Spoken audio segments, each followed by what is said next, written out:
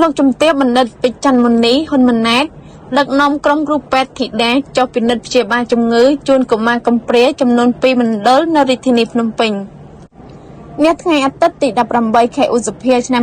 2025នេះលោកជំទាវបណ្ឌិតពេជ្រច័ន្ទមុនីហ៊ុនម៉ាណែតអនុប្រធានក្រុមប្រឹក្សាភិបាលសមាគមគ្រូពេទ្យស្ម័គ្រចិត្តយុវជនសម្ដេចតេជោធីតាបានដឹកនាំក្រុមគ្រូពេទ្យស្ម័គ្រចិត្តយុវជនសម្ដេចតេជោធីតាចុះពិនិត្យនិងព្យាបាលជំងឺជួនទារកនិងកុមារកំព្រាដែលត្រូវឪពុកម្ដាយបោះបង់ចោលដោយមិនអាសូរ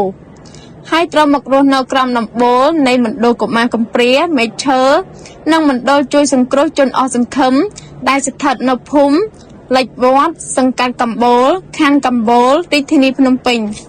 ក្នុងកម្មវិធីចុះពិនិត្យព្យាបាលជំងឺខាងលើនេះលោកជំទាវបណ្ឌិតពេជ្រច័ន្ទមុនីហ៊ុនម៉ាណែតក៏បានអញ្ជើញសំណេះសំណាលសួរសុខទុក្ខដល់កុមារាកុមារីដ៏សែនអភ័ព្វរួមទាំងលោកគ្រូអ្នកគ្រូនិងបុគ្គលិកនៃមណ្ឌលកុមារកំព្រាទាំងពីរនេះផងដែរលោកជំទាវពេជ្រច័ន្ទមុនីហ៊ុនម៉ាណែតក៏បានរៀបនៅអាហារសម្រន់ដ៏សែនឈ្ងុយឆ្ងាញ់មួយពេលជូន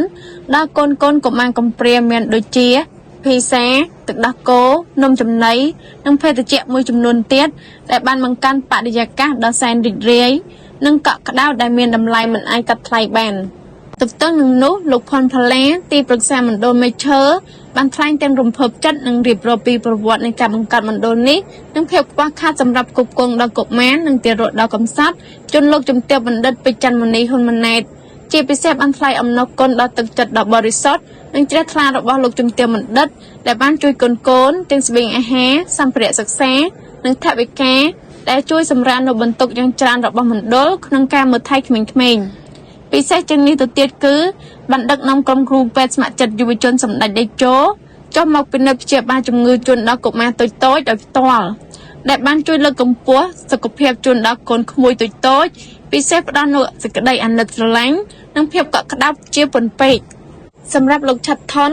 នាយកអង្គការជួយសង្គ្រោះជនអស់សង្ឃឹមក៏បានលើកឡើងផងដែរថា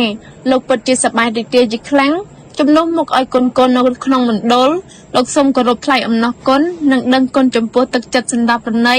និងក្តីស្រឡាញ់ជូនដល់កុមារដោយមិនរើសអើងថែមទាំងផ្ដល់នូវក្តីអាណិតស្រឡាញ់